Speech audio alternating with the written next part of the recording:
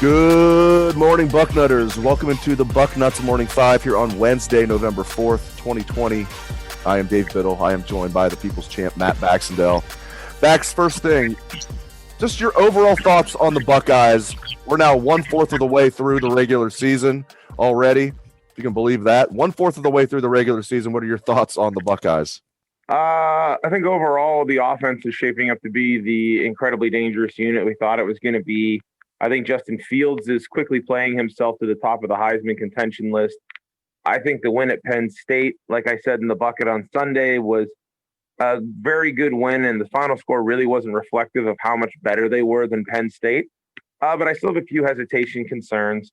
Like I said, the secondary has been a bit of a cause for concern, especially with the way Jahan Dotson ran wild, and a guy like Sean Clifford throwing the ball for 250 yards and a half against you isn't a good sign. And then there's also the whole background fear of you hope your team doesn't pull a Wisconsin, have a bunch of people catch COVID. So, it's a good start. I'm really happy to be where we're at. No question, they look like the best team in the Big Ten by a pretty wide margin, but there's still room to improve, and there's a long way to go where you keep everybody on the field. Rutgers coming to town on Saturday, 7:30 kick. I personally wish it was a noon game, but that's just me. It'd be different if we could have fans in the stands, but Ohio State is a ratings juggernaut, so I get it. But Rutgers is better than what people thought. Even in a loss to Indiana last week, they hung in there. They had that great play that didn't count, but was absolutely fantastic at the end of the game there. But anyway, just your thoughts on Rutgers coming to town. What do you expect this Saturday from the Scarlet Knights and our old friend Greg Schiano? Well, first of all, it's ridiculous that 85 lateral play didn't count. It didn't affect the outcome of the game one way or another. Just let them have it. Come on. That was the most Grinchy review ever. Jeez. Anyways, Rutgers so far has been a really interesting test case because they went to Michigan State and they actually blew them out, but Sparty turned the ball over 7 times.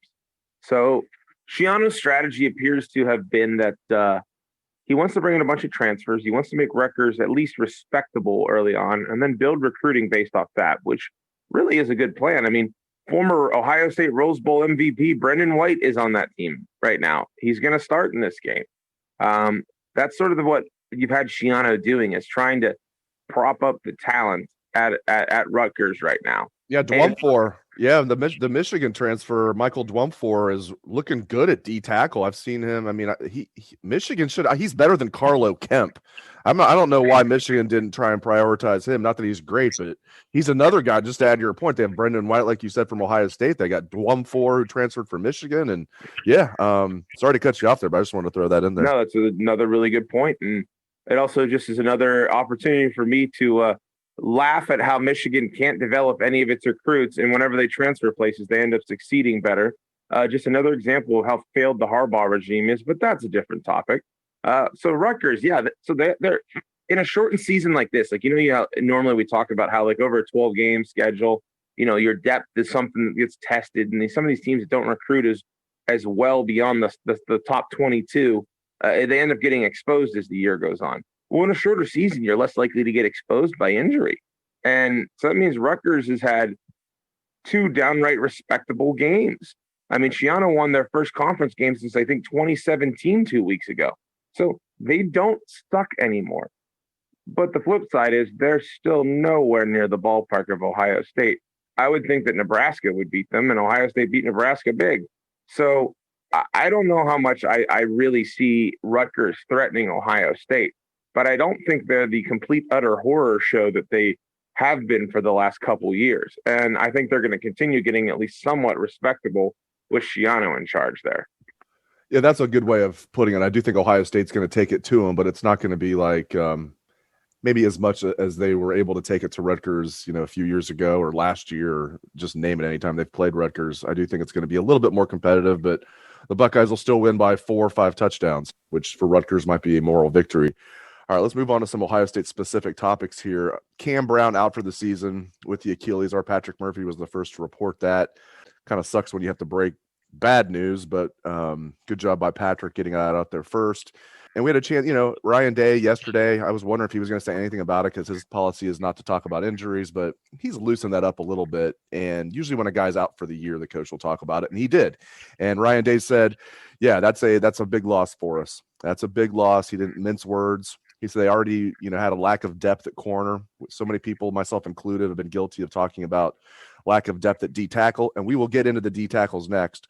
But really, even with Cam Brown, talking to Ryan Day yesterday, they were concerned with the corner depth. Now it's a huge concern. You're going to have to throw out some true freshmen like Ryan Watts is going to have to step up. Obviously, the first guy that has to step up backs is Tyreke Johnson. He's a third-year sophomore. It's now is his time. He was a 5-star recruit, third year in the program. It's time for him to step up. Kerry Combs talked about that a little bit yesterday. We had a chance to talk with Coach Combs as well. So get into that, man. How concerned are you about Cam Brown being out for the season? And in addition to Tyreke Johnson and Ryan Watts, who do you think, maybe Legend Cavazos, who do you think is going to step up there? Yeah, the Cam Brown injury is really unfortunate because just the way he went down, no contact, kind of just trying to cut to the sideline to cover a guy. That's never a good thing when a guy goes down with no contact and immediately can't put any weight on something. It's just, you feel really bad for the kid.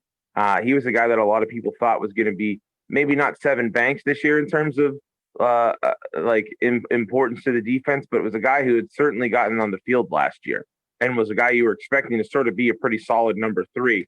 So this is a blow to an Ohio State secondary that candidly is a little bit reeling right now after the way that second half went at Penn State. And so now you got to start talking about some of these depth guys to see really what they can do. And look, Tyreke Johnson was a top 50 kid nationally when Ohio State pulled him out of Florida.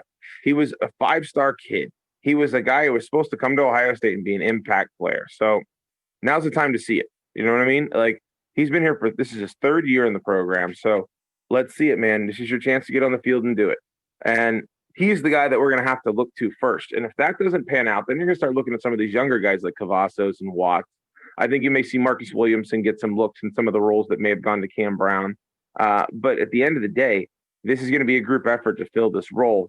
And the depth of the position is less than I would feel comfortable with. The secondary right now is something that we're going to have to see some significant improvement over the course of the season before you can really feel like you're in great shape against the other 2 big dogs in the country right now. So this is a blow for Ohio State. There's no question about it. And we're going to be watching the pass defense the next couple of weeks with great interest. Yeah, and Shaun Wade has not played well, but I'm still bullish on him. I think he'll be fine, more than fine. And Seven Banks has been a disappointment to me, but I still believe in him because I've had a lot of people I trust say this kid's going to be a star. So, and really Seven Banks just has had one shaky game. I don't think he looked shaky at all against Nebraska, but definitely looked shaky again. Both starting corners I thought looked shaky against Penn State at times. Although you got to give Dotson credit for Penn State. He made a couple of unbelievable catches, but take those away, I think Shaun Wade can play a lot better, and he will. So starting corners need to play better. As you said, Tyreke Johnson has to be the next guy to step up. Marcus Williamson's going to move around a little bit. And then, those true freshmen, we'll see what happens. Legend Cavazos has been out with a knee injury. They're hoping to get him back soon. Ryan Watts is a guy they talked about a lot yesterday, as I said, as a true freshman kid from Texas, tall corner at 6'3". He's going to be out there more. So we'll see what happens. And maybe Cam Martinez will get out there. Guy's still learning. He's never played defense before.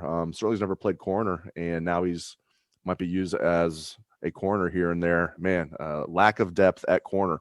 So like I said, throughout the offseason, and especially during camp, which was in September this year, we were talking about the lack of depth at defensive tackle and really concerned about that. Well, now, you never know. One game can change anything. But right now, defensive tackle is an absolute strength for this team. When you look at Tommy Togiai and Haskell Garrett, what they're doing together as the starters they're fantastic. And Haskell Garrett, to me, could be the story of college football with everything he's gone through.